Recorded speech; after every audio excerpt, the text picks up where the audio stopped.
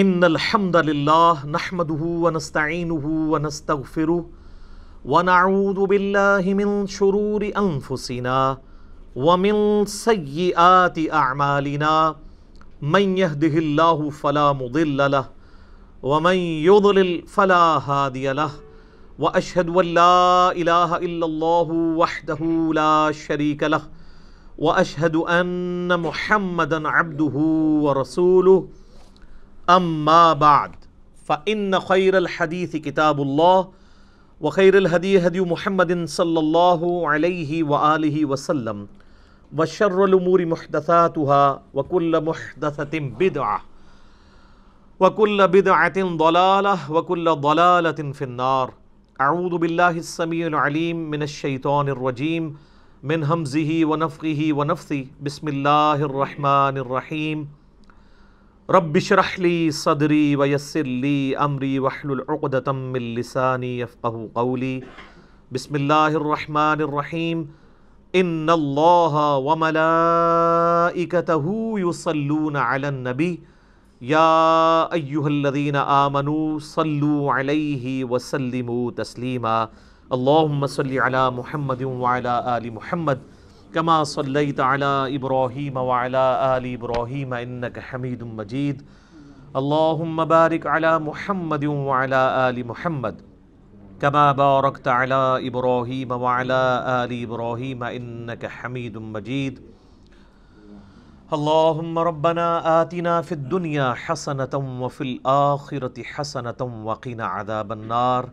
لا الہ الا انت سبحانک انی کنت من الظالمین. حسبنا اللہ ونعم الوکیل. یا حی یا قیوم برحمتک استغیث ولا حول ولا قوة الا باللہ العلی العظیم. ربنا آتنا من لدنک رحمة وہیئ لنا من امرنا رشدا. آمین ثم آمین. الحمدللہ آج 3 نومبر 2019 کو سنڈے کے دن بمطابق 5 ربیع الاول 1441 ہجری میں ہماری قرآن کلاس نمبر 3 انشاءاللہ ہوگی، جس میں ہم انشاءاللہ قرآن حکیم کے تعارف کے اعتبار سے جو میں نے علمی پوائنٹس آج تک ڈسکس کیے ہیں، یعنی 20 پچھلی 2 کلاسوں کے اندر، اس سے آگے ہم انشاءاللہ اس کو لے کے چلیں گے. علمی پوائنٹ نمبر 21 سے آنورڈ. علمی پوائنٹ نمبر 21 وہ ہے میرے بھائیوں، قرآن حکیم عربی ادب کی جس کیٹیگری میں فال کرتا ہے اسے ہم کہتے ہیں خطبے کا سٹائل. قرآن حکیم اس طرح کی کتاب نہیں ہے جیسا کہ آپ کوئی بھی دنیاوی رائٹر آپ دیکھیں گے، جب کتاب لکھتا ہے تو وہ چیپٹرز بناتا ہے، ایک مقدمہ لکھتا ہے، پھر آگے ایک ترتیب کے ساتھ چیزوں کو مختلف چیپٹرز کے اندر ایڈریس کرتا ہے، جیسے ونس اپان اے ٹائم والا سٹائل ہے، اور اس میں ایک ربط پایا جاتا ہے. اس طرح کا ربط قرآن حکیم میں نہیں پایا جاتا جہاں تک چیپٹرز کی ترتیب کا تعلق ہے. البتہ چونکہ قرآن حکیم کا جو سٹائل ہے وہ ایک یونیک سٹائل ہے، اور اسے عربی میں آپ سمجھ سکتے ہیں کہ خطبے کا سٹائل ہے. آپ یہ کہہ سکتے ہیں کہ قرآن حکیم collection of divine origins of almighty Allah ہے. اللہ تعالیٰ کے خطبات، تقریروں کا مجموعہ ہے. ہر صورت ایک کمپلیٹ تقریر ہے، چاہے وہ مختلف اوقات میں نازل ہوئی، لیکن اگر آپ اس خطبے کو پورے کی پوری صورت کو ایز اے خطبہ دیکھیں گے تو آپ کو اس میں ایک مرکزی ٹاپک نظر آئے گا. جیسے ہمارے خطبہ حضرات بھی، چاہے وہ مذہبی لیڈرز ہوں یا پولیٹیکل لیڈرز ہوں، جب بھی تقریر کرتے ہیں تو ان کا ایک مرکزی ٹاپک ہوتا ہے. اس ٹاپک کے ارد گرد ساری گفتگو چلتی ہے. اس ٹاپک کو جب سٹارٹ کرتے ہیں تو ایک تمہید ہوتی ہے، اس کے بعد پھر کچھ مثالیں بھی ادھر ادھر کی بیان کی جاتی ہیں تاکہ جو خطیب ہے وہ اپنے مخاطب کو اپنی طرف اٹریکٹ کر سکے حالات حاضرہ کے پوائنٹ آف ویو سے. اور پھر جب خطبہ کنکلوڈ ہونے لگتا ہے تو جو سب سے زیادہ مرکزی ٹاپک ہے اس کو دوبارہ سے ایڈریس کیا جاتا ہے، کیونکہ بات کنکلوڈ ہو رہی ہوتی ہے. چونکہ قرآن حکیم اللہ تعالیٰ کے خطبات کا مجموعہ ہے، 114 خطبے ہیں، 114 صورتیں جو ہیں، اس کو ذہن میں رکھ کے قرآن حکیم کو پڑھیں گے تو پھر آپ کو بات سمجھ آئے گی کہ یہ سٹائل کیوں ہے۔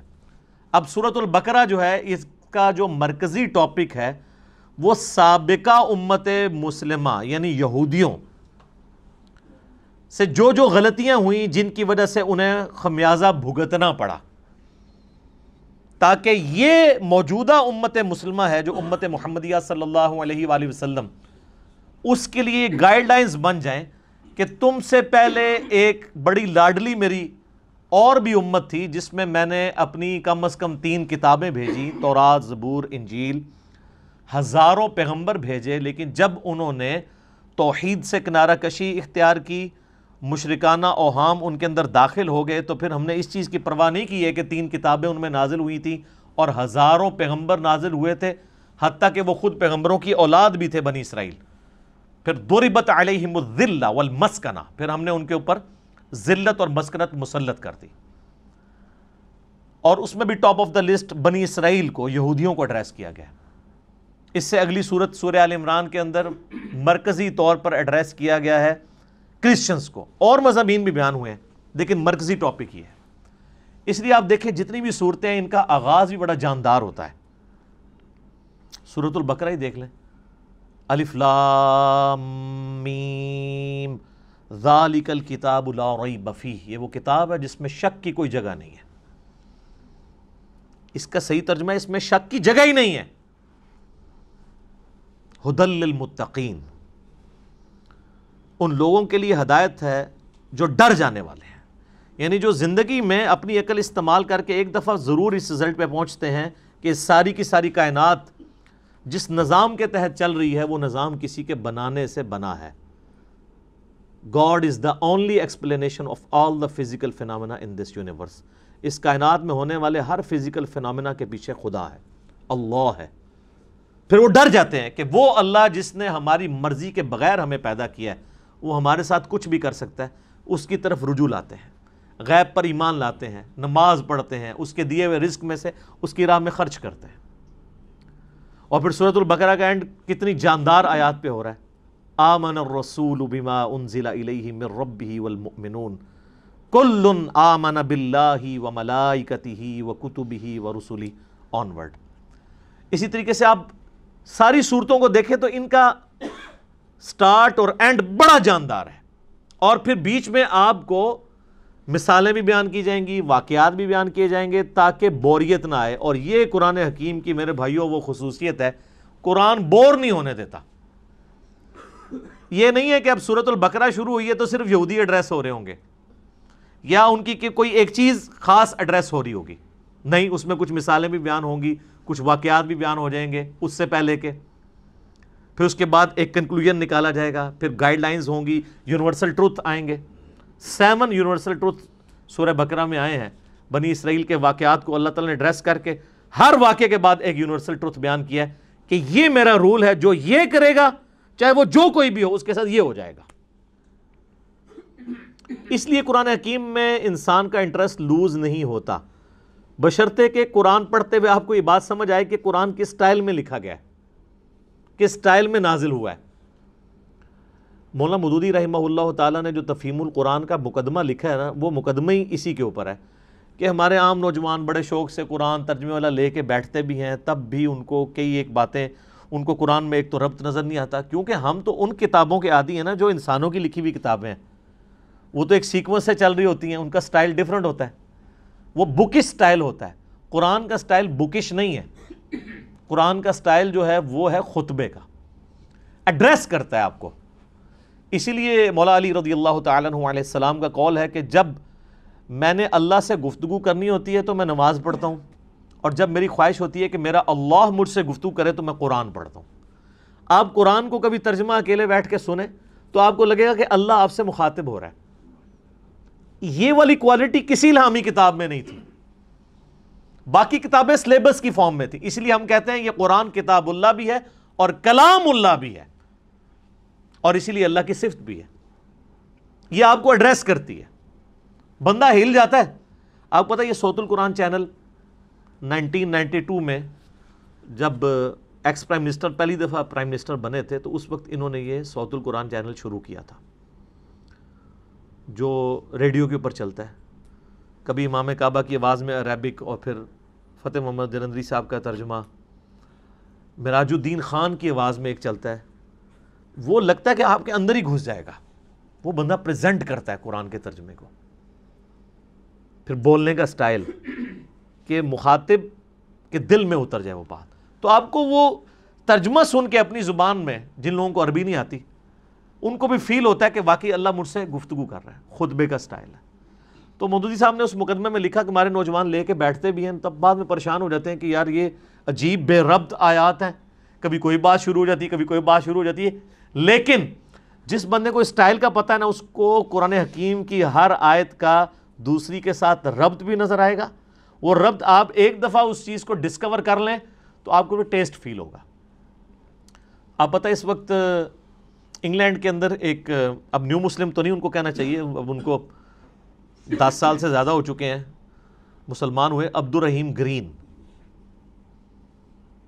اس وقت ٹاپ آپ سمجھ لیں سپیکرز میں سے ہیں مسلمانوں کے. انگلش میں وہ ان کے مختلف ٹاپکس پہ لیکچرز ہیں. انہوں نے اپنا اسلام لانے کا واقعہ بھی بیان کیا ہے ایک آڈیٹوریم میں خطاب کرتے ہوئے. اس میں ایک بات انہوں نے بڑی زبردست کی, باقی آپ یوٹیوب پہ دیکھ سکتے ہیں. وہ کہتے ہیں جب یہ کتاب میں نے پہلی دفعہ پڑھنی شروع کی نا, تو یہ قرآن کا جو سٹائل تھا نا گفتگو کرنے کا, اس نے مجھے بہت امپریس کیا کہ جب کوئی انسان کتاب لکھتا ہے وہ اس سٹائل میں نہیں لکھتا. وہ کہتا ہے میں قرآن کے سٹائل سے امپریس ہوا ہوں کہ یہ گفتگو اس طرح کرتا ہے اور اس کانفیڈنس کے ساتھ گفتگو کرتا ہے کہ یہ کریٹر آف دا یونیورس ہی گفتگو اس طریقے سے کر سکتا ہے. انسان تو اتنے اعتماد سے دوسرے کے ساتھ بات ہی نہیں کر سکتا. اس میں جو کانفیڈنس ہے کتاب کے اندر, پھر اس کتاب کا جو سٹائل ہے وہ بتاتا ہے کہ یہ انسان کی لکھی ہوئی کتاب نہیں, کیونکہ انسان جب بھی کتاب لکھتا ہے نا ایک خاص سیکوینس کے تحت لکھ رہا ہوتا ہے, چیپٹرز بناتا ہے, اور یہ بالکل ڈیفرنٹ سٹائل ہے. حالانکہ اس کو اس وقت یہ نہیں پتا تھا کہ اس کا سٹائل کون سا ہے, خطبے کا سٹائل ہے. تو خطبہ تو اسی طرح ہی ہوتا ہے. خطبے کا سٹائل ہے اس لیے کہ خطیب کا کام یہ ہوتا ہے کہ وہ اپنے مخاطب کے دل میں اپنی بات اتارے. تو اللہ تعالیٰ اس کتاب کا خطیب بھی ہے, اور یہ کتاب اللہ کی صفت ہے. یہ مخلوق نہیں ہے, غیر مخلوق ہے, کیونکہ کلام متکلم کی صفت ہوتا ہے. میں پچھلے لیکچرز میں اس کو ڈسکس کر چکا ہوں. تو قرآن حکیم پڑھتے وقت یہ آپ نے ذہن میں رکھنا ہے کہ اس کا سٹائل خطبے کا سٹائل ہے. جب خطبے کا سٹائل ہے تو پھر اچانک اگر کوئی واقعہ آ جائے بیچ میں تو پریشان ہونے والی بات نہیں کہ اچانک یہ بات ہوتے ہوتے یہ بیچ میں واقعہ کیسے آ گیا. پھر اچانک آپ دیکھتے ہیں خطیب بھی جب بیان کر رہا ہوتا ہے, آپ آج کل کے پولیٹیکل لیڈرز کو دیکھ لیں, جب وہ گفتگو کرتے ہیں کسی خاص ٹاپک پہ بات کر رہے ہوتے ہیں, اچانک کرتے کرتے کوئی ماضی کا واقعہ یاد کرتے ہیں, پھر ساتھ ہی جو سامنے بیٹھے ہیں ان سے بھی مخاطب ہو کے کوئی ادھر چیز دیکھنے والی ہوتی ہے آئیڈینٹیفائی کرنے لی, وہ فوراً آئیڈینٹیفائی کرتے ہیں, پھر اپنے موضوع کی طرف واپس آتے ہیں. یہ سٹائل قرآن کا ہے. یہی وجہ ہے کہ صحابہ اکرام علیہم رضوان کے اندر بجلی بھر دی تھی اس کتاب نے. ان کو فیل ہوتا تھا کہ ہمارا کریٹر ہم سے مخاطب ہے, ہماری بات کر رہا ہے. سر ہماری بات تو ہے نا. آپ دیکھیں غزوہ بدر ہو رہی ہے تو اس کی لائیو کمنٹری سورۃ الانفال کے اندر آئی ہے. غزوہ احد ہوئی ہے تو 60 آیات مسلسل غزوہ احد میں جو مسلمانوں نے غلطیاں کی, جس کی وجہ سے اللہ نے جو فتح کا وعدہ کیا تھا پورا کرنے کے بعد اس فتح کو شکست میں بدل دیا. ایک ایک چیز ہائی لائٹ کی. سورہ الاحزاب کے اندر غزوہ خندق کی لائیو کمنٹری آئی ہے. اسی طریقے سے سورہ توبہ کے اندر غزوہ تبوک کی پوری ڈیٹیلز آئی ہیں, اتنی ڈیٹیل کے ساتھ. نبی علیہ السلام کی مبارک زندگی کا آخری جو تھا غزوہ, کس طریقے سے مسلمانوں کو اس جد و جہد کے اندر گزرنا پڑ رہا تھا, منافقوں کو فیس کرنا پڑ رہا تھا. اہل ایمان اور منافقین میں فرق کے لیے وہ بہت کریٹیکل سچویشن تھی غزوہ تبوک کی. اور اس وقت بڑے بڑے جو اپنے آپ کو سمجھتے تھے ہم ایمان والے تھے, ان کے بھی پاؤں لڑکھڑا گئے تھے. ظاہر ہے وہ سپر پاور سے ٹکرانا تھا, رومن امپائر سے جا کے. تو یہ ساری کی ساری چیزیں آپ کو پڑھنے کے بعد آپ اس زمانے میں پہنچ جائیں گے، اور پھر آپ یہ فیل کریں کہ آپ اس زمانے کے اندر ہوں اور آپ کا رب آپ سے گفتگو کر رہا ہو۔ اب اس میں تو اسی طرح ہی ہوتا ہے نا، یا ایھا الذین آمنوا جب ہمیں کہا جا رہا ہوتا ہے تو وہ تو 1400 سال پہلے کہا جا رہا ہوتا ہے، لیکن ان میں تو وہ لوگ موجود تھے جنہوں نے وہ غلطیاں کی ہوئی تھی جن کی وجہ سے اللہ ان کو مخاطب کر رہا تھا، تو ان پہ اس چیز کی جو کیفیت طاری ہوتی تھی نا، وہ آج اس لیول کی کیفیت کبھی طاری نہیں ہو سکتی، لیکن اس کے قریب قریب ضرور ہے۔ میرے ایک دوست بتانے لگے، ان کے جاننے والوں کی نا انگلینڈ کے اندر ایک شاپ ہے، تو وہ کہتے ہیں ہم نے نا پورا دن نا ایک قرآن کی تلاوت اور ترجمہ لگایا ہوتا تھا، ایک انگلش میں بھی ریکارڈنگ ہوئی ہوئی ہے، وہ بھی صوت القرآن چینل کے اوپر کبھی کبھار چلتی ہے۔ ویسے یہاں پہ جو رفاح یونیورسٹی ہے نا اسلام آباد میں، تو ان کا 24 گھنٹے قرآن کا چلتا ہے چینل، وہ آلموسٹ 3-4 دن میں قرآن پاک مکمل کر دیتے ہیں۔ تو اس میں ایک انگلش ترجمہ ہے، اس میں عربی کی آواز مشاری راشد کی ہے، اور انگلش ترجمہ جو ہے نا وہ اتنی زبردست آواز میں ہے، جس کو انگلش سمجھ آتی ہے تو وہ لگتا ہے کہ خدا آپ سے مخاطب ہے اور آپ کے دل میں اترتا ہے۔ تو کہتے ہیں انہوں نے اپنی دکان پہ وہ ترجمہ لگایا ہوتا تھا، کہتے ہیں جب کوئی نان مسلم بھی کسٹمر آتا تھا نا تو وہ ایک بار ٹھٹک کے سننا شروع کر دیتا تھا، اور کئی کسٹمرز نے کہا کہ آپ اس کو بند کر دیں، کیونکہ اس کو سننے سے ہمارے اوپر اثرات ہو رہے ہیں۔ ظاہر ہے جب دنیا کی بے ثباتی کا بیان ہو رہا ہو، مرنے کے بعد جی اٹھنے کا بیان ہو رہا ہو، اللہ کو آپ اکاؤنٹیبل ہیں، پھر آپ اپنی مرضی کی زندگی تو نہیں گزار سکتے۔ میری خواہشات اور میری ذات کے درمیان سب سے بڑی رکاوٹ کون ہے؟ اللہ۔ اگر اللہ کو میں نکال دوں تو میں اپنی مرضی کی زندگی گزار سکتا ہوں۔ اس لیے آپ دیکھیں گے جتنے ایتھیسٹ ہیں، منکرین خدا ہیں، وہ بیسیکلی منکرین خدا نہیں ہوتے ہیں، بلکہ وہ اپنی مرضی کی زندگی گزارنا چاہتے ہیں۔ اس لیے پھر اس کے لیے پہلی شرط یہ ہے کہ خدا کو بیچ میں سے نکال دیں، ورنہ یہ تو ہر وقت لٹکتی ہوئی تلوار ہے خدا کا کانسیپٹ، کہ آپ اکاؤنٹیبل ہیں کسی کو، آپ کی جواب دہی ہونے والی ہے مرنے کے بعد۔ تو یہ قرآن حکیم کا خطبے کا سٹائل ہے، یہ قرآن پڑھتے وقت یہ چیز ذہن نشین ہونی چاہیے۔ علمی پوائنٹ نمبر 22 وہ ہے میرے بھائیوں، قرآن حکیم کا جو ایک ڈیوائن میوزک ہے، اس کے اندر ملکوتی غنا ہے، جو ایک آپ شاعری تو اسے نہیں کہہ سکتے، لیکن ہم وزن ہے آیات۔ الرحمن علم القرآن خلق الانسان علمہ البیان۔ آپ دیکھتے ہیں یہ ایک جتنی بھی نہیں ہے، لیکن ان میں ایک ڈیوائن میوزک، ملکوتی غنا، ایک صوتی آہنگ پایا جاتا ہے۔ یہ جو قرآن حکیم کا سٹائل ہے یہ کوئی شاعری والا نہیں ہے، کیونکہ شاعری کے اندر ردیف قافیے جو ہیں وہ بالکل برابر ایک طرح چل رہے ہوتے ہیں، قرآن حکیم میں تو ایسے نہیں چل رہے۔ ایون ملکوتی غنا ہوتا ہے لیکن الفاظ ڈیفرنٹ کے ساتھ، جیسے سورۃ الفاتحہ آپ دیکھ لیں، الحمدللہ رب العالمین الرحمن الرحیم۔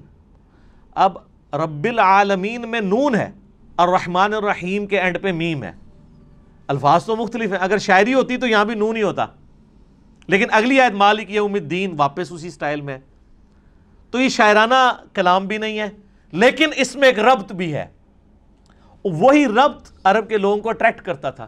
اگر قرآن حکیم نثر کی فارم میں ہوتا تو اس کی اٹریکشن نہ ہوتی اس طرح کی جو اس کی وجہ سے ہے، اور اسی وجہ سے ہم قرآن حکیم کو طرز لگا کے پڑھ بھی لیتے ہیں، ورنہ قرآن حکیم کی جو آپ قاریوں کی اتنی طرزیں پیاری پیاری سنتے ہیں، یہ کبھی طرز لگا ہی نہ سکتے اگر اس کا نثر کا سٹائل ہوتا تو۔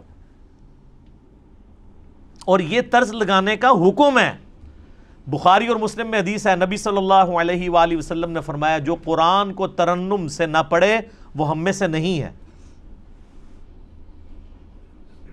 یہ نہ سمجھیے گا کہ یہ لوگ شوقیہ پڑھ رہے ہوتے ہیں، نبی علیہ السلام خود بھی ترنم سے قرآن پڑھا کرتے تھے، بخاری مسلم میں کئی احادیث ہیں، حتیٰ کہ بخاری میں ایک حدیث ہے، نبی صلی اللہ علیہ وآلہ وسلم نے فرمایا اللہ تعالیٰ اپنی مخلوقات میں سے سب سے زیادہ شوق کے ساتھ وقت کے پیغمبر کی آواز کو سنتا ہے جب وقت کا پیغمبر ترنم کے ساتھ قرآن پڑھ رہا ہوتا ہے، اپنی کتاب پڑھ رہا ہوتا ہے۔ اللہ تعالیٰ اس چیز کو شوق سے سنتا ہے۔ آپ عرب کے قاریوں کو دیکھیں نا، اور میں کہتا ہوں آج کے دور میں جیسے کہ مشاری راشد نے ایک عام مسلمان کے دل میں قرآن حکیم کی محبت پیدا کی ہے نا،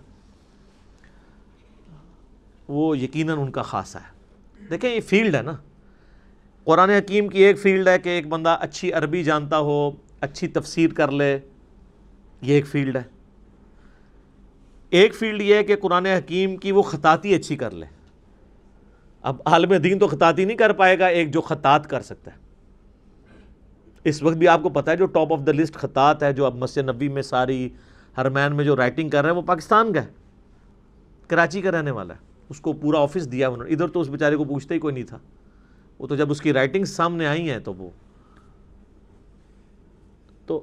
اب یہ ایک علیحدہ سے فیلڈ ہے۔ اسی طریقے سے قرآن حکیم کو ترنم سے پڑھنا، یہ بھی الگ سے ایک فیلڈ ہے۔ ایک تو ترنم وہ ہے جو مولوی لگاتے ہیں، قرآن بالکل غلط پڑھ رہے ہوتے ہیں، صرف ترنم ہی ہوتا ہے اس میں، اور گانے کی طرز پہ پڑھ رہے ہوتے ہیں۔ گانے کی طرز پہ اس لیے کہ وہ قرآن حکیم کے جن الفاظ کو کھینچنا ہے ان کو نہیں کھینچتے، اور جن کو کھینچنا چاہیے ان کو مختصر پڑھ دیتے ہیں۔ قرآن حکیم کی طرز ہر بندہ تو نہیں لگا سکتا جب تک وہ قرات کے اصولوں سے واقف نہیں ہے کہ کس لفظ کو آپ کھینچ کے پڑھ سکتے ہیں، یعنی لمبا کر کے، اور کسی کو لمبا نہیں کر سکتے۔ اسی لیے آپ دیکھیں گے علماء حضرات اکثر جو قاری نہیں ہوتے، جب وہ قرآن پڑھ رہے ہوں گے نا تو بالکل غلط قرآن پڑھ رہے ہوتے ہیں، زبر زیر ٹھیک پڑھ رہے ہوں گے، اور بعض تھوڑے بہت ایسے ہوں گے جو پروناؤنس بھی صحیح کر لیں گے۔ ویسے تو عموماً وہ لگتا ہے پنجابی میں ہی قرآن پڑھ رہے ہیں، عربی ان کو آتی ہوتی ہے لیکن عربی پروناؤنس نہیں صحیح کرنی آتی۔ بہت کم ہیں علماء میں سے جو صحیح پروناؤنس بھی عربی کو کر سکتے ہیں، یعنی ہمارے جو سب کانٹیننٹ کے لوگوں کی بات کروں، عرب کے لوگوں کی نہیں، ان کی تو اپنی زبان ہے۔ پھر وہ جب طرزیں لگانا شروع کرتے ہیں تو ان کو پتہ ہی نہیں ہے کہ وہ کون سے الفاظ کھینچ رہے ہیں، وہ کھینچنے بنتے بھی ہیں کہ نہیں، اور بعض اوقات وہ بعض ایسے الفاظ کو کھینچ دیتے ہیں کہ مطلب ہی الٹ ہو جاتا ہے۔ مثلا یہ جو لفظ ہے لام زبر لا، اگر لام کے اوپر زبر کے ساتھ لام زبر لا پڑھا جائے تو اس کا مطلب ہوتا ہے یقیناً، ضرور، بالضرور، جیسا کہ سورہ التکاثر میں آتا ہے ثم لتسألن یومئذ عن النعیم، ثم لتسألن، لام زبر لا، پھر اس قیامت کے دن ضرور تم سے پوچھا جائے گا ان نعمتوں کے بارے میں جو دنیا میں تمہیں اللہ نے دی تھی۔ لیکن اگر آپ اس کو طرز لگاتے ہوئے ثم لا تسألن، لا کو ذرا سا لمبا کر دیا تو لا کا مطلب کیا ہے؟ نہیں۔ اب یہ لام نہیں کھینچا جا سکتا۔ اچھا، اس ترنم کو برقرار رکھنے کے لیے عربی میں آپ کو یہ بھی اجازت ہوتی ہے، عربی زبان میں، کہ آپ مد عارض کر سکتے، عارضی مد بھی کر سکتے ہیں، یعنی مد وہاں پہ موجود نہیں ہے لیکن طرز بنانے کے لیے آپ مد خود انٹروڈیوس کروا سکتے ہیں بیچ میں، لیکن ہر لفظ کے اوپر نہیں، حروف مدہ کے اوپر، جس طرح یا مدہ ہے، واو مدہ ہے، الف مدہ ہے۔ جیسے ہم سورۃ الفاتحہ آپ دیکھتے ہیں، میری بھی قرات کہ یہ ایک چڑھی ہوئی ہے، تو اس میں اب جب ترنم سے پڑھ رہا ہوتا ہوں تو آپ اگر قرآن کھول کے دیکھیں گے تو وہاں تو مد نہیں پڑی ہوئی، لیکن اس مد کو میں خود بنا رہا ہوتا ہوں، وہ عربی رول کے تحت۔ ایک تو سورۃ الفاتحہ کے اینڈ پہ مد آتی ہے نا، مطلب ضالین، وہ تو لکھی ہوئی ہے، لیکن اس سے پہلے جو ہم پڑھ رہے ہوتے ہیں، اعوذ باللہ من الشیطان الرجیم، الحمد للہ رب العالمین، ابھی جو میں نے کھینچا ہے یہ ہے نہیں ہے، لیکن اس کے بغیر یہ ترنم بن نہیں سکتا۔ الرحمن الرحیم مالک یوم الدین ایاک نعبد و ایاک نستعین۔ تو یہ جو کھینچنے والی چیز ہوتی ہے نا، یہ اس کے ترنم پیدا کرنے کے لیے، اور یہ عربی لنگوسٹک کے مطابق ہے۔ اذان میں بھی آپ دیکھیں، اذان میں جہاں کھینچ سکتے ہیں وہیں کھینچ سکتے ہیں۔ اذان پڑھتے ہوئے کیا آپ کہتے ہیں؟ اللہ اکبر، اللہ اکبر۔ اب اس میں کھینچی دو ہی جگہ گئی ہے، اللہ، لام کھڑی زبر والی۔ اب اکبر لفظ ہے، اس کو تو میں کھینچ نہیں سکتا، اکبر یہ نہیں پڑھ سکتا، یہ اکبر ہی رہے گا۔ اشہد ان لا الہ الا اللہ، اب یہ اللہ اتنا لمبا کھینچ دیا، یہی کھینچ سکتا ہے. تو آپ باقی دعاؤں میں بھی دیکھیں کتنے ربط ہیں. یہ جو ہم قنوت وتر میں دعا پڑھتے ہیں، حسن ابن علی کو نبی علیہ السلام نے سکھائی تھی اپنے نواسے کو، جامعہ ترمذی میں. اللہم اہدنی فی من ہدیت وعافنی فی من عافیت وتولنی فی من تولیت وبارک لی فی ما اعطیت وقنی شر ما قضیت. دیکھا کیسی ٹون ہے اس میں، دعاؤں میں بھی آپ کو نظر آئے گی. قل اعوذ برب الفلق من شر ما خلق ومن شر غاسق اذا وقب.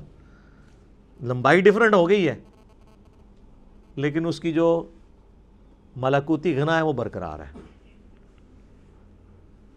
اصل بعض صورتیں ایسی ہیں جن میں جو شاہکار ہیں عربی لنگوسٹک کا، سورہ مریم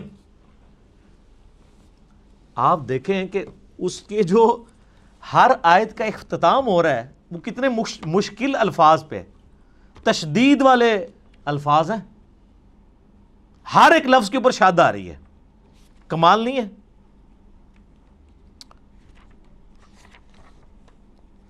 پارہ نمبر 16 کے اندر جا کے آتی ہے نا سورہ مریم. اعوذ باللہ من الشیطان الرجیم. آپ دیکھیں پہلے تو حروف مقطعات ہیں، اس کے بعد ذکر رحمت ربک عبدہ زکریا اذ نادى ربه نداء خفيا قال ربي إني وهن العظم مني واشتعل الرأس شيبا ولم أكن بدعائك ربي شقيا. اس کے بعد اگلے ولیا رضیا سمیا عتیا عشیا صبیا تقیا عصیا حیا شرقیا سویا تقیا زکیا بغیا. ٹون ہے. اور یہ دو صورتیں تو کمال ہیں، سورہ طٰہٰ اور سورہ مریم. طٰہٰ ما انزلنا علیک القرآن لتشقى الا تذکرۃ لمن یخشی. سر عربی ایویں تو پاگل نہیں ہو گئے تھے جناب، کیا وہ جڈ قوم ہے اور سپر پاورز الٹ کے رکھ دی ہیں صدیوں کی. بجلی بری گئی تھی ان کے اندر، اس قرآن نے ان کے اندر یقین ڈال دیا تھا. وہ تو یعنی جتنے لوگ اپنی زندگی سے محبت کرتے ہیں اتنی وہ اپنی موت سے محبت کرتے تھے. اور جب اس لیول کی کوئی آرمی ہو اس کے آگے کون ٹھہر سکتا ہے؟ کوئی ریسورسز نہیں تھے، کافروں کے ریسورسز چھین کے ان کو الٹ دیا. وہ ایمان اس کتاب کے ذریعے یتلو علیہم آیاتہ ویزکیہم ویعلمہم الکتاب والحکمہ. یہ بجلی نبی علیہ السلام نے قرآن کے ذریعے بھری ہے ان کے اندر. تو یہ اس کے اندر ایک ڈیوائن میوزک ہے، ترنم ہے. اس کی وجہ سے عربی لوگ، چونکہ آپ پتہ ہے ان کو شاعری کے ساتھ بھی بڑا شغف تھا. آپ عمر سیریز دیکھیں تو آپ دیکھیں گے وہ عام گفتگو میں بھی شاعرانہ انداز میں گفتگو کر لیتے تھے. فی البدی ان کی عام گفتگو بھی جو ہے وہ بھی ہم پلہ الفاظ کے اوپر مشتمل ہوتی تھی. اسی لیے وہ نان عربز کو اجمی کہا کرتے تھے. یہ تو گونگے ہیں، ہمارے سامنے بول ہی نہیں سکتے، حالانکہ خود چٹے ان پڑھ تھے، علم کوئی نہیں تھا لیکن زبان کے ماسٹر تھے. تو اللہ نے ان کا وہی غرور توڑا کہ ان کو زبان پہ ناز تھا. اللہ نے ایسی کتاب دی کہ شعراء نے بھی اپنے کلام پھاڑ دیے. کمال تو یہ ہوتا ہے نا کہ جو کسی کا غرور ہے وہی توڑ دیا جائے. موسیٰ علیہ السلام کے زمانے میں جادوگروں کو غرور تھا، اللہ نے موسیٰ علیہ السلام کو وہ معجزہ دیا کہ وہ جادوگر بھی سجدے میں گر پڑے. پہلے جادوگر گرے ہیں کیونکہ ان کو سمجھ آ گیا کہ یہ جو کچھ کر رہے ہیں جادو نہیں ہے، ہمیں پتہ ہے کہ جادو کیا کر سکتا ہے. ایک جادوگر جو ہے وہ جادو کے ایپیکس کو جانتا ہے. ایک میڈیکل کی فیلڈ کا بندہ وہ جانتا ہے کہ میڈیکل زیادہ سے زیادہ کیا کر سکتی ہے. آج آپ کسی ڈاکٹر سے کہیں، اب تو یہ چیز تو ایوالو ہو چکی ہے نا کہ ہڈی کو جوڑنے کے لیے ایک ٹائم درکار ہے. انسان کی ہڈی، وہ ٹائم اس کو چاہیے، وہ بانڈ بنے گا، پلسٹر کرتے ہیں جب ٹوٹ جائے. آپ اگر کسی ڈاکٹر کو کہیں کہ ایک شخص ایسا ہے کہ آپ اس کے بعد ہڈی 2 ٹکڑے کر کے لے جائیں, وہ صرف ہاتھ یوں پھیرے گا, ہڈی واپس اپنی جگہ پہ آگے اسی وقت جڑ جائے گی اور بندہ بھاگنا شروع کر دے گا, تو ڈاکٹر مان لے گا آپ کی بات؟ نہیں. اس کو پتہ ہے یہ نہ تو فزیکل فنامنا آف نیچر سے ثابت ہوتی ہے چیز, نہ یہ ہماری جو میڈیکل سائنس ایوالو ہو چکی ہے اتنی ترقی کے بعد, یہ پاسبل نہیں ہے. اس کا ایک نیچرل پیریڈ ہے, وہ اس نے گزارنا ہے. تو وہ پھر اس چیز کو کہے گا یہ تو معجزہ ہی ہو سکتا ہے, سائن ہی ہو سکتی ہے کوئی. اسی لیے ہم نے, میرے ایک ویڈیو کلپ بھی ریکارڈڈ ہے کہ نبی علیہ السلام کا کوئی بھی معجزہ ایسا نہیں ہے جو سائنٹیفکلی ریپروڈیوس کیا جا سکے, ورنہ وہ معجزہ نہیں ہوگا. نبی علیہ السلام سے جو غیر معمولی معجزات, حسی معجزات, یعنی انگلیوں میں سے پانی کے چشمے جاری ہونا جو بخاری مسلم میں آتا ہے, صحیح بخاری میں آتا ہے ایک صحابی کی پنڈلی کی ہڈی ٹوٹ گئی, آپ نے ہاتھ پھیرا تو اسی ٹائم ٹھیک ہو گیا. یہ وہ چیزیں ہیں کہ جو قیامت تک سائنٹیفکلی کبھی پاسبل نہیں ہوگی کہ کوئی انسان کر کے دکھا سکے. یہ چیز, یہ وہ فزیکل فنامنا آف نیچر کا ٹوٹنا ہے, یہ پاسبل نہیں ہوگا. کبھی یہ پاسبل نہیں ہوگا کہ کوئی پلانٹ کنگڈم کو اینیمل کنگڈم میں بدل دے. حضرت موسیٰ علیہ السلام عصا پھینکتے تھے, پلانٹ کنگڈم اینیمل کنگڈم میں اژدہا بن جاتا تھا. مردے کو کوئی زندہ نہیں کر سکتا. حضرت عیسیٰ علیہ السلام کے زمانے میں طب عروج پہ تھا, اللہ تعالیٰ نے ان کا غرور توڑا. ہاں جی بتاؤ, ان کو اپنی میڈیکل کی فیلڈ کے اوپر بڑا ناز تھا.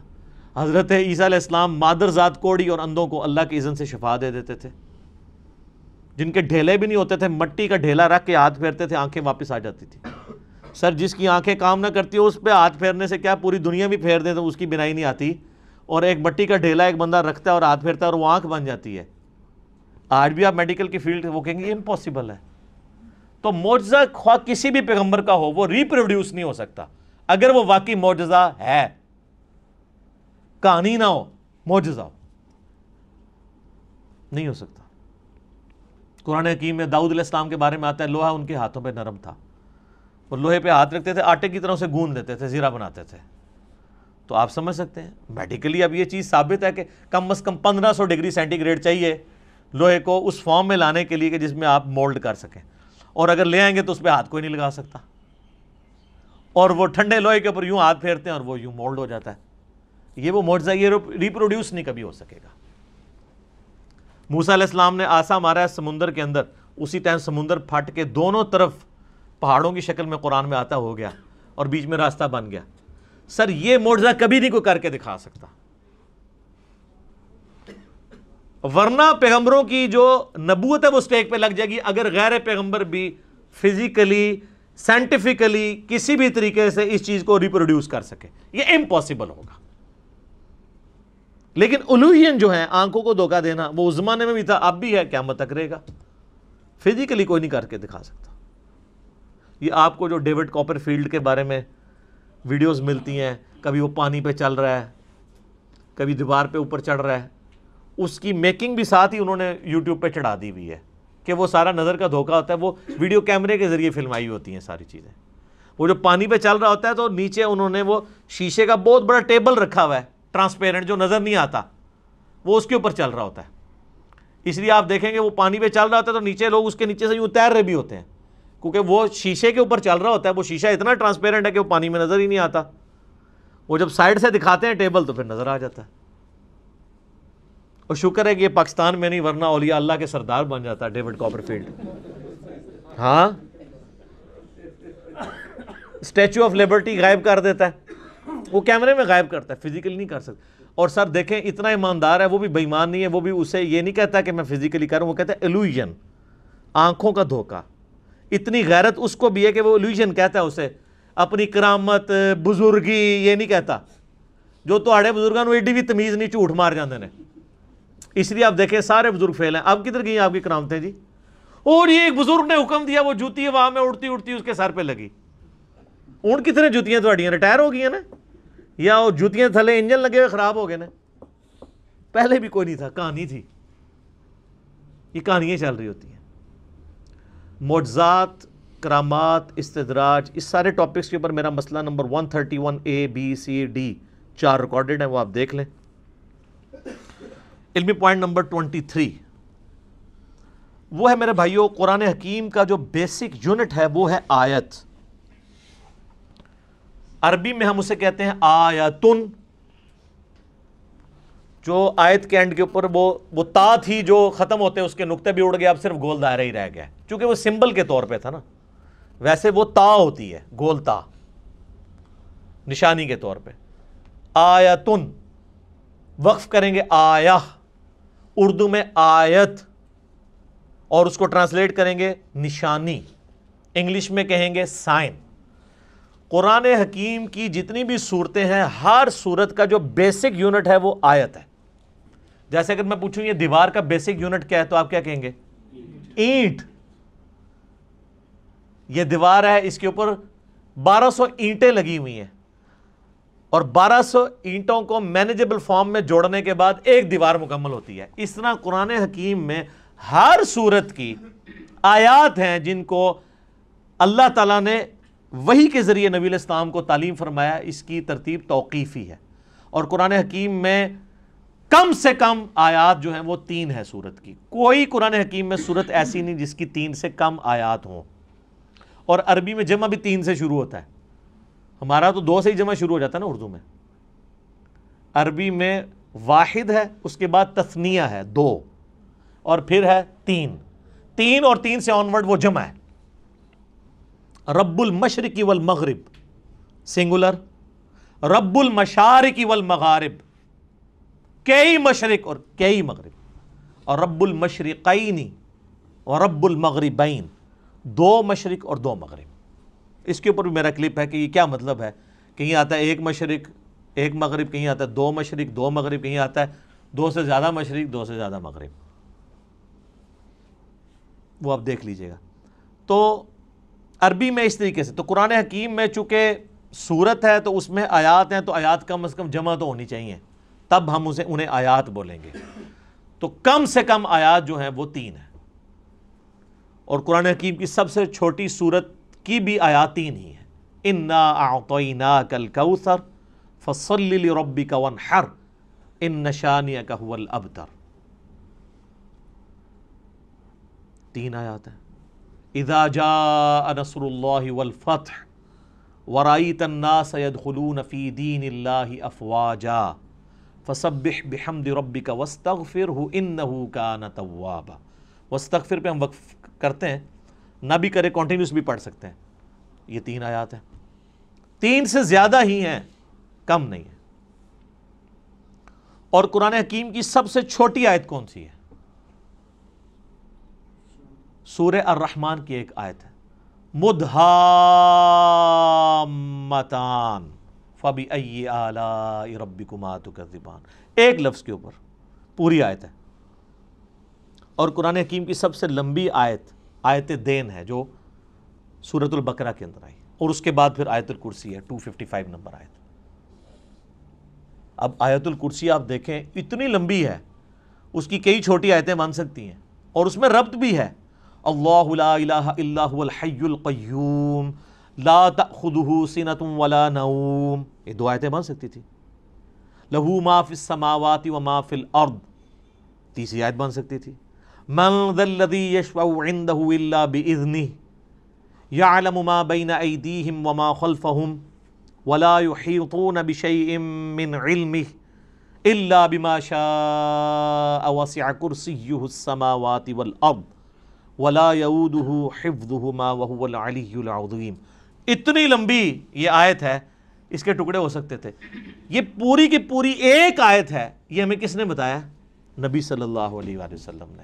اور نبی علیہ السلام کو اللہ تعالیٰ نے وحی کے ذریعے یہ بات بتائی ہے. لہٰذا قرآن حکیم کی جو آیات ہیں یہ بھی وحی کے ذریعے بتائی گئی ہیں کہ یہ آیت ہے, یہ آیت ہے, یہ آیت اتنی لمبی ہے, یہ چھوٹی ہے. بعض اوقات آپ دیکھیں گے کہ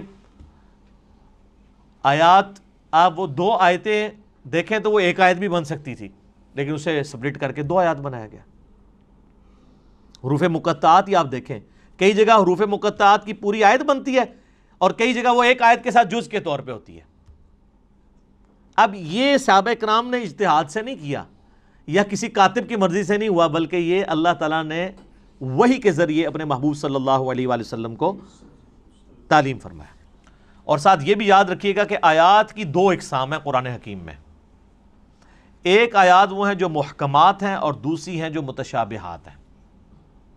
سورہ آل عمران کی 7 نمبر آیت ہے جس میں اللہ تعالیٰ نے خود یہ بیان فرمایا کہ ہم نے جو آپ کی طرف قرآن نازل کیا ہے اس کی آیات دو قسم کی ہیں. ایک تو محکمات ہیں اور وہ کتاب کی جڑ ہے. محکمات کیا؟ جن میں حکم نازل ہوئے ہیں. جیسے حکم ہے کہ ایک اللہ کو ایک مانو، پیغمبروں پر ایمان لاؤ، کتابوں پر لاؤ، فرشتوں پہ لاؤ، آخرت پر لاؤ ایمان، نماز قائم کرو، زنا سے بچو، چوری سے بچو، ماں باپ کے ساتھ حسن سلوک کرو. جتنے اللہ کے احکامات ہیں یہ محکم آیات ہیں.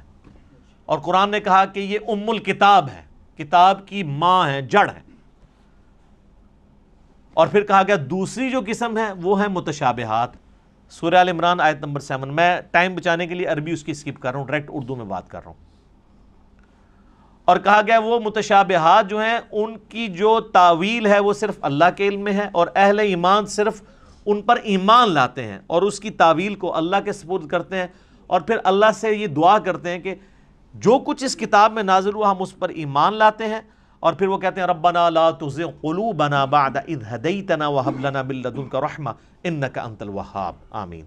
اے رب ہمارے دلوں کو ٹیڑھا مت کرنا بعد اس کے کہ تو نے ہمیں ہدایت عطا فرمائی، اور ہمیں اپنے پاس سے رحمت عطا فرما، اے عطا فرمانے والے.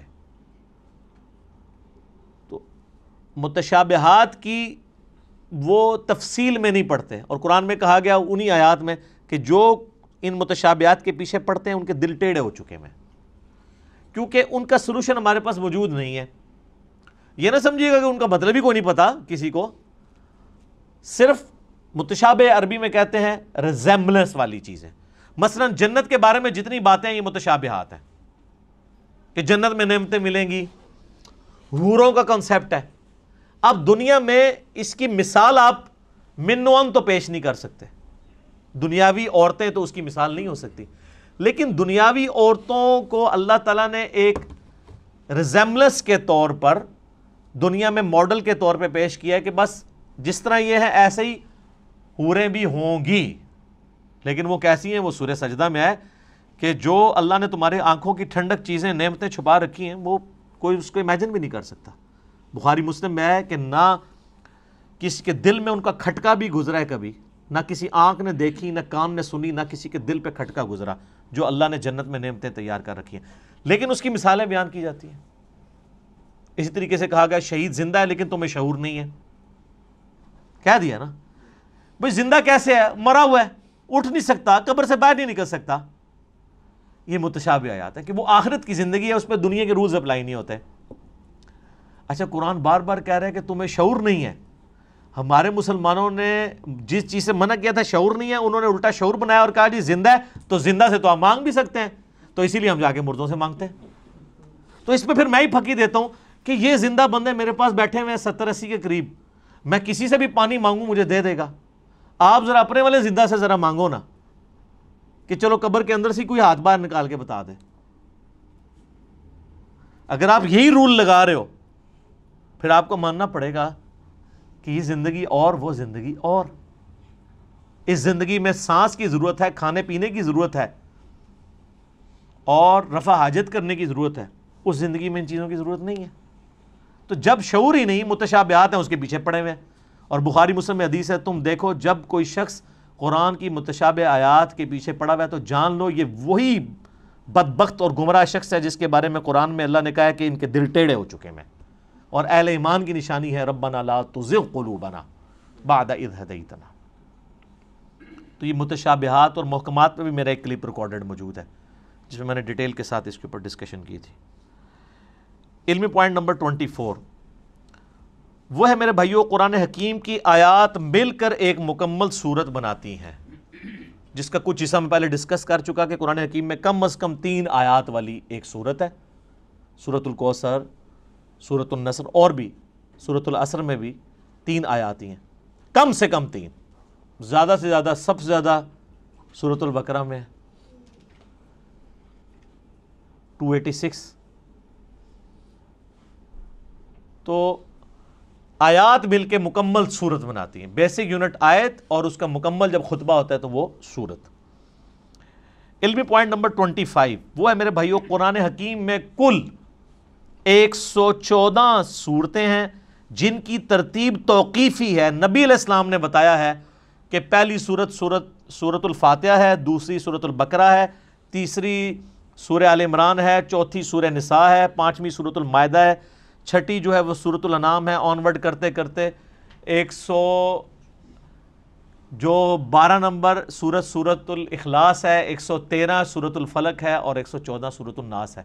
یہ ساری کی ساری ترتیب اس کی صورتوں کی یہ توقیفی ہے، نبی علیہ السلام کے بتانے پر موقوف ہے اور وہ وحی کے ذریعے بتائی گئی ہے۔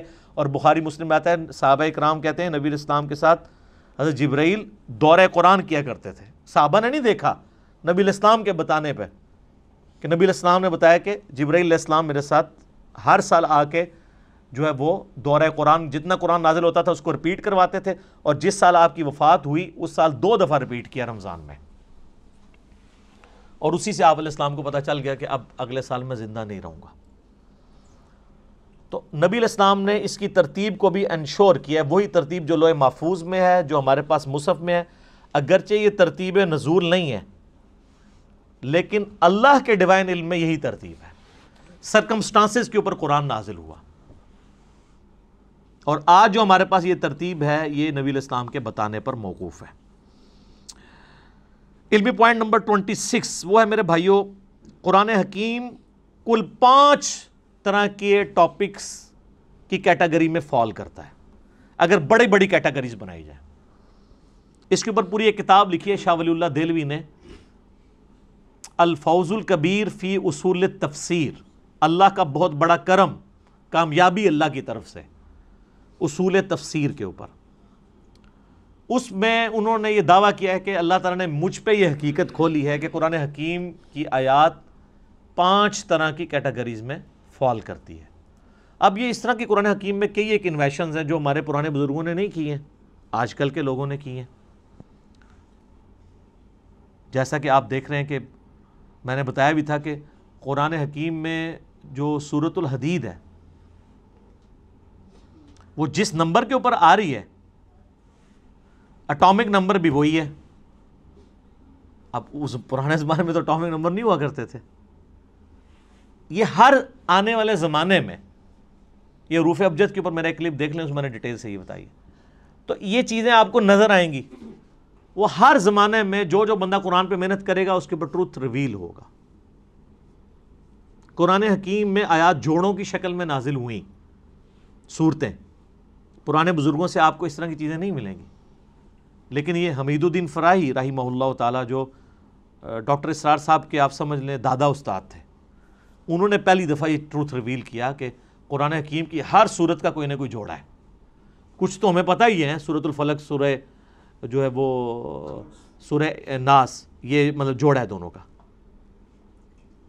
لیکن جو بیچ میں کی صورتیں انہوں نے پھر بتایا کہ واقعی وہ جوڑے ہیں، جیسے مرد و عورت کا جوڑا ہوتا ہے اس طرح ریسیپروکل پایا جاتا ہے صورتوں کے اندر۔ سورہ بقرہ اور سورہ آل عمران بھی جوڑا ہے، ایک یہودیوں کو ایڈریس کرتی ہے، دوسری عیسائیوں کو ایڈریس کرتی ہے۔ تو اس طرح کئی ایک صورتیں جو جوڑوں کی فارم میں، یہ ٹروتھ بال میں ریویل ہوا ہے۔ بل یہ الفوز الکبیر فی اصول التفسیر کا اردو ترجمہ بھی آ چکے، آپ پڑھیں، 5 کیٹیگریز انہوں نے بیان کی ہیں۔ نمبر 1 علم الاحکام، یعنی قرآن حکیم کی آیات احکام سے ریلیٹڈ ہوں گی، نماز، روزہ، حج، زکوٰۃ، عقائد، یہ ساری چیزیں علم الاحکام میں آتی ہیں۔ نمبر 2 علم المخاصمہ، مخاصمہ کہتے ہیں جھگڑا کرنے کو، علمی جھگڑا، یعنی جو منکرین خدا ہیں یا جیوز اور کرسچنز ہیں، ان کے جو لیم ایکسکیوزز ہیں ان کے علمی جوابات دیے گئے ہیں، تو یا آیات اس کے اوپر مشتمل ہوں گی۔ نمبر 3 التذکیر بالموت، موت کو یاد کروا کے کہ تمہیں مر کے کسی کے پاس پہنچنا ہے اور آخرت کی زندگی میں دنیا کی زندگی کا جواب دینا ہے، اس کو کہتے ہیں التذکیر بالموت، نصیحت کرنا موت کو یاد کروا کے۔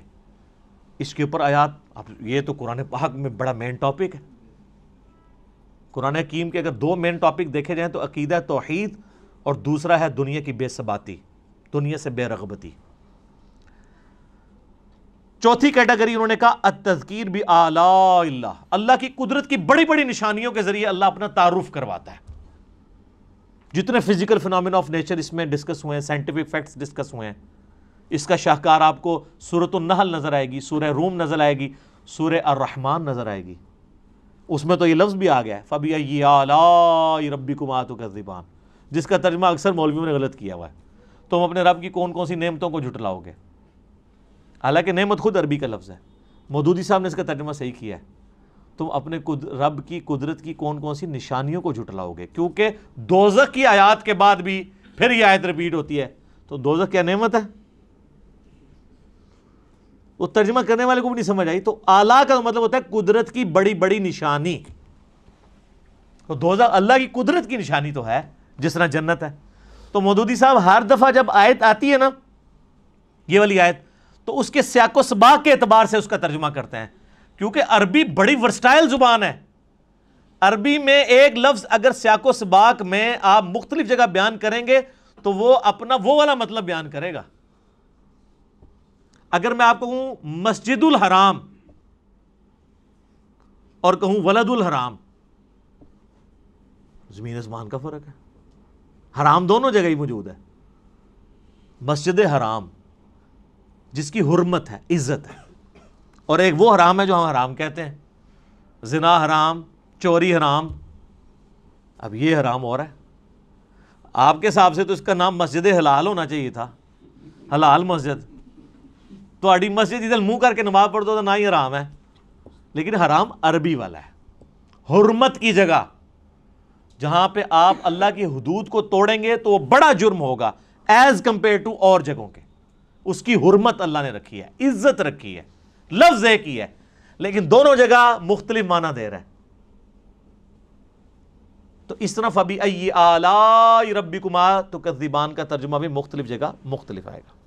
اور پانچویں کیٹیگری ہے التذکیر بأیام اللہ، اللہ تعالیٰ کے فیصلوں کے بڑے بڑے جو دن ہیں ان کے ذریعے ڈر سنانا.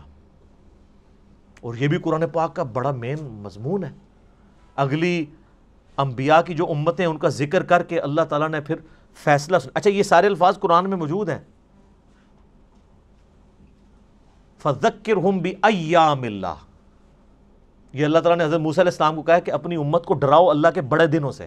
بڑا دن کون سا؟ جس میں بڑا فیصلہ ہوا.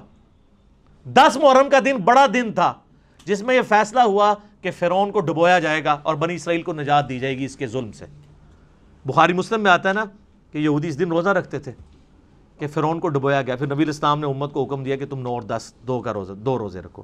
اس پہ ڈیٹیل میرا کلپ موجود ہے، آج میں اس کی طرف نہیں جاتا. قوم عاد جس دن ہلاک ہوئی وہ اللہ کی قدرت کی یعنی آپ ایگزیکیوشن کا ایک بہت بڑا دن ہے. ہماری امت میں فتح مکہ کا دن ایام اللہ میں سے ہے. غزوہ بدر کا دن ایام اللہ ہے، اللہ کے فیصلے کا دن ہے. اللہ نے کہا یہ کہتے تھے نا فرقان ہوگا، یہ ابو جہل نے کہا تھا کہ یہ حق اور باطل میں فرق کرنے والا دن ہوگا. اللہ نے کہا تم نے فرقان بولا تھا، لے پھر میں اس دن کو فرقان بنا دیتا ہوں کہ نہتے مسلمانوں سے تم لیس ہوئے ہوئے کافروں کو، جنگجو کافروں کو مرواؤں گا. غیبی مدد کے ساتھ ہوا نا. تو یہ اللہ کی قدرت کے بڑے بڑے دن یہ اگلی امتوں میں بھی گزرے ہیں. قوم سمود، قوم عاد، قوم نوح کی تباہی کے دن ایام اللہ تھے. تو یہ 5 کیٹیگریز بنی. اب آپ قرآن کی کوئی آیت نکالیں، میں کوئی آیت بھی پڑھوں، آپ خود مجھے بتا دیں گے کہ یہ فلاں کیٹیگری میں فال کرتی ہے. اگر میں کہوں ان اللہ وملائکتہ یصلون علی النبی یا ایھا الذین آمنوا صلوا علیہ وسلموا تسلیما اللہم صلی علی محمد وعلی آل محمد. یہ آیت کس کیٹیگری میں فال کرتی ہے؟ تو آپ کہیں گے یہ علم الاحکام والی کیٹیگری میں فال کرتی ہے، کیونکہ اس میں حکم ہے دروشی پڑھنے کا. تو آپ یہ خود ڈیفائن کر سکتے ہیں. کوئی بھی آیت آپ کنسیڈر کریں گے آپ فوراً پہنچ جائیں گے یار یہ آیت فلاں کیٹیگری میں فال کرے گی. افلا يعلم اذا بعثر ما في القبور وحصل ما في الصدور. کتنا ان آیات کے اندر زور ہے. یہ التذکیر بالموت ہے کہ مرنے کے پاس تمہیں بعد اپنے رب کے حضور پیش ہونا ہے. اس کیٹیگری میں فال کرتی ہے. اور اسی طریقے سے آپ سورہ رحمان شروع کریں, اللہ کی قدرت کی نشانیاں. سورۃ النحل میں اللہ تعالیٰ نے کہا ہم نے شہد کی مکھی کے اوپر بھی یہ وحی کی ہے اور اس کو ہم نے راستے دکھائے ہیں کہ پھولوں کا رس چوس اور یہ سب کچھ. اس طرح کی جتنی چیزیں ہیں. سورۃ البقرہ میں آیا آسمان سے بارش کا برسنا, زمین سے سبزے کا نکلنا. یہ آیات جتنی ہیں کس کیٹیگری میں فال کرتی ہیں؟ التذکیر بآلاء اللہ, اللہ کی قدرت کی بڑی بڑی نشانی ہے. اور اس طریقے سے سورہ المائدہ کے اندر, سورہ نساء کے اندر, سورۃ البقرہ کے اندر اللہ تعالیٰ جو کرسچنز کو, جوز کو جواب دیتا ہے. سورہ مائدہ میں اللہ تعالیٰ فرماتا ہے نا کہ عیسیٰ کی مثال تو اللہ کے ہاں آدم کی سی ہے. آدم کو تو تم بھی اللہ کا بندہ ہی مانتے ہو, حالانکہ اس کی تو نہ ماں تھی نہ باپ. عیسیٰ کا باپ نہیں تھا تو اس کو تم نے خدا بنا لیا. جس کی ماں بھی نہیں تھی باپ بھی نہیں تھا اس کو تو تم بھی بندہ مان رہے ہو. اب یہ مخاصمہ کیا نا, جھگڑا کیا علمی, جس کو میں اینٹی وینم پھکی والی بات کرتا ہوں, الزامی جواب. یہ علم المخاصمہ ہے. ٹھیک ہوگا جی. ابھی 26 پوائنٹ ہوئے ہیں جی, 14 ابھی بھی باقی ہیں. تو ہو سکتا ہے کہ چوتھا 5واں لیکچر بھی اس پہ ہو. اب ہمارا ٹائم پورا ہو چکا ہے. اللہ تعالیٰ سے دعا ہے جو حق بات میں نے کہی اللہ تعالیٰ ہمارے دلوں میں راسخ فرمائے. اگر جذبات میں میرے منہ سے کوئی غلط بات نکل گئی تو اللہ تعالیٰ ہمیں معاف کر دے, ہمارے دلوں سے محو بھی کر دے. اللہم صلی علی محمد وعلی آل محمد کما صلیت علی ابراہیم وعلی آل ابراہیم انک حمید مجید. اللہم بارک علی محمد وعلی آل محمد کما بارکت علی ابراہیم وعلی آل ابراہیم انک حمید مجید. اللہ تعالیٰ ہمیں اس دعوت حق کو دوسرے بھائیوں تک پہنچانے کی توفیق عطا فرمائے.